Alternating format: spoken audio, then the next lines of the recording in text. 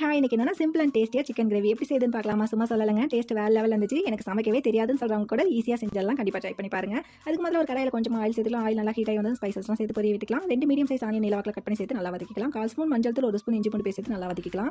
நல்லா வதங்கி வந்ததுக்கப்புறம் நான் இன்றைக்கி ஒரு 1/2 கிலோ போல சிக்கன் சேர்த்துட்டு நல்லா மிக்ஸ் பண்ணி விட்டுடலாம். தேவையான அளவு உப்பு சேர்த்துக்கோங்க. ஒரு மீடியம் சைஸ் தக்காளி அரைச்சி சேர்த்துட்டு நல்லா கிளறி விட்டுக்கலாம். 1 spoon Kashmiri chilli powder, 2 spoon வந்து மல்லித்தூள் சேர்த்துட்டு நல்லா மிக்ஸ் பண்ணி விட்டுடலாம். சிக்கன் வேகிற அளவுக்கு தண்ணி சேர்த்துட்டு வேக விட்டுருங்க.